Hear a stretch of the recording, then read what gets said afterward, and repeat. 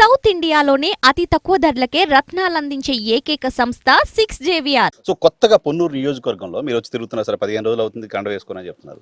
ఏంటి సమస్య పొన్నూరు నియోజకవర్గానికి సంబంధించి జనాలు? పొన్నూరు నియోజకవర్గంలో బేసిక్గా అభివృద్ధి చెందిన నియోజకవర్గం అండి. నిజంగా కొన్ని ప్రాంతాలతో పోలిస్తే ఏంటంటే సముద్రం ఒడ్డం లేదు, పైన ఉంది.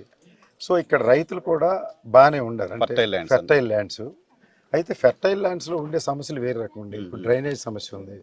ఈ డ్రైనేజ్ సమస్య ఒకటి, తర్వాత కంటామినేషన్, ఈ మన కోకోకోలా ఫ్యాక్టరీ నుంచి వచ్చే కంటామినేషన్, ఇవన్నీ దానివల్ల కూడా ఉత్పత్తి తగ్గిపోవటం, లేకుంటే పొల్యూషన్ రావడం, ఇవన్నీ ఉన్నాయి. వాటిని సరిచేయాల్సినటువంటి అవసరం ఉందండి. ఇది మన నాగార్జున సాగర్ ఎగువ కాలువ కింద ఉంది.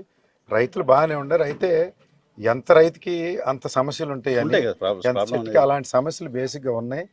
ఈ డ్రైనేజ్ కెనాల్స్ వీటిని పూడికి తీయాల్సిన అవసరం, లేకుంటే గుర్రపు డెక్కతో పూడిపోయిన అవసరం, ఇవన్నీ కూడా నేను కాన్సన్ట్రేట్ చేసి రాబోయే రోజుల్లో పరిష్కరిస్తానని నేను అనుకుంటున్నాను. రాజధానికి పక్కనే ఉన్న నియోజకవర్గం, రాజధాని లేకుండా చేయడం వల్ల మన నియోజకవర్గంలో భూముల ధరలు విపరీతంగా పడిపోయాయని చాలా మంది ఆందోళన చెందుతారు. అది బేసిక్గా సామాన్య రైతు ఎవరు అనుకోరండి, అది రియల్ ఎస్టేట్ వ్యాపారులు అనుకుంటారు.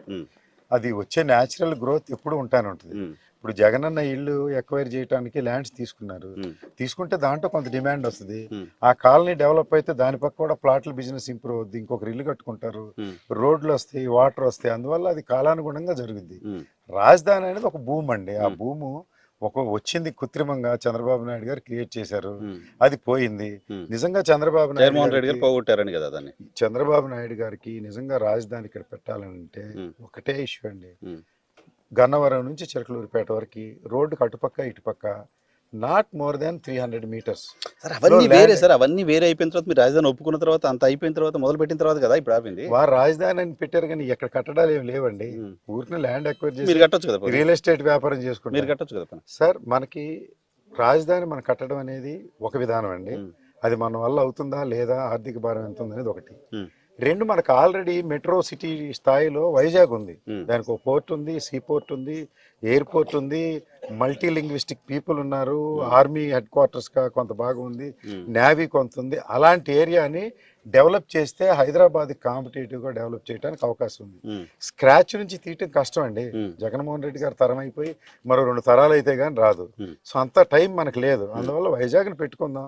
వారానికి కూడా 3 రాజధానులు తప్పేం లేదండి. ఇక్కడ లెజిస్లేటివ్ క్యాపిటల్ గా ఉంచుతున్నారు, అడ్మినిస్ట్రేటివ్ గా ఉంచుతున్నారు. దానిలో విధానం ఏమి తప్పలేదు. రాజధాని తీయలేదు, ఉంది ఒక పార్ట్ ఆఫ్ రాజధాని. అది మీకేం పొలిటికల్ ఇబ్బంది కావట్లేదు?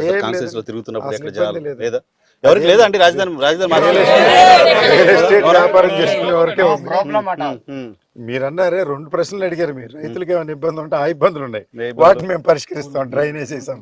మళ్ళీ రియల్ ఎస్టేట్ వ్యాపారం ఇబ్బంది ఉందా అంటే, నిజంగా ఉద్దరగా వస్తే డబ్బు అందరికీ ఆనందమే.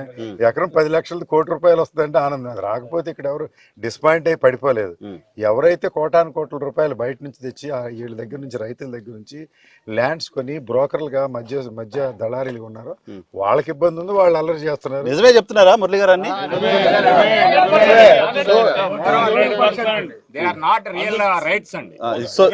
ఒకటండి, మొన్న ఓడిపోయారు, ఈసారి కూడా రాజధాని ప్రాంతంలో ఉన్న ఈ 3 నియోజకవర్గాల్లో మళ్ళీ ఓడిపోతున్నారు. సరే, మీరంతా వైఎస్ఆర్ కాంగ్రెస్ పార్టీ వాళ్ళు కాబట్టి మీరు అలాగే చెప్తారు. మీరు ఇప్పుడు ఇక్కడ ఈ నియోజకవర్గంలో డెవలప్మెంట్ కంటే కూడా ఎక్కువ సేవా కార్యక్రమాలపైన ఫోకస్ అయిపోతున్నారు. అది నీడ్ ఉంది ఇక్కడ, మీరు బిలీవ్ చేస్తుంది అది 101%. సో ప్రభుత్వం చేస్తున్న దానికంటే అడిషనల్ గా చేయాల్సిన అవసరం ఉంది. అంటే ఇప్పుడు ప్రభుత్వానికి కొన్ని లిమిటేషన్స్ ఉన్నాయండి. దానిలో ఎక్కడైతే లిమిటేషన్, ఇప్పుడు ఉదాహరణకి ట్రైసైకిల్ ఇవ్వాలి, లేకుంటే జైపూర్ కాల్ ఇవ్వాలి, అది ప్రభుత్వంలో కవర్ కాలేదు. అది కాస్మెటిక్స్ కింద ఉంది. మాది రియల్ ప్రాబ్లమే. ప్రభుత్వం ఒక్కొక్కటి చేర్చుకుంటూ ఇప్పుడు 25 లక్షల రూపాయలు ఆరోగ్యశ్రీ కిందకి తీసుకొచ్చారు జగన్మోహన్ రెడ్డి. ఎన్ని చేసినా కొన్ని మిగులుతూ ఉంటాయి, కొత్త రకాల వ్యాధులు వస్తుంటాయి. అలా గ్యాప్ ఎక్కడుందో ఆ గ్యాప్ లో నేను బజరంగ్ ఫౌండేషన్ ద్వారా అందించిన సేవా కార్యక్రమాలు నేను ప్రజలకు చేరువయ్యాను. అదే రకంగా జగన్మోహన్ రెడ్డి గారికి కూడా చేరువయ్యాను. మన గ్యాప్ ఎక్కడుందో అక్కడ మురళన్న బాగా చేస్తున్నాడు. ఇతను ఆ నియోజకవర్గంలో అభ్యర్థిగా పెడితే గెలుస్తాడు, గెలిస్తే మనకు మంచి పేరు తెస్తాడని. అంతేనండి, ఆ గ్యాప్ లో నేను చేస్తాను, ఎంత చేసినా సేవ చేస్తాను. సో 5 ఏళ్ల తర్వాత పొన్నూరు ఎలా ఉంటుంది అనేది ఒక ప్రామిస్ చేయాల్సి వస్తే ఏం చెప్తారు? పొన్నూరు నియోజకవర్గంలో ఇది సంక్షేమ ప్రభుత్వం అండి. బేసిక్గా అభివృద్ధి కార్యక్రమాలు ఒక పక్కన చేస్తూనే పొన్నూరు కొద్దిగా అభివృద్ధి చెందిన నియోజకవర్గం కిందే లెక్క. రాజధానికి దగ్గరగా ఉందనో, లేకపోతే విజయవాడకు దగ్గరగా ఉందనో, డెల్టా ప్రాంతం ఎక్కువగా ఉండడం వల్ల రైతులు ఒక రకంగా ఉండరు. వారికి సమస్యలు ఉన్నాయి, కొన్ని సమస్యలు, డ్రైనేజ్ సమస్యలు, వాటర్ అలాంటివి నివారించి వారిని పంటలు పెంపొందించే విధంగా చేయడం అనేది ఒక ప్రధానమైన భాగం.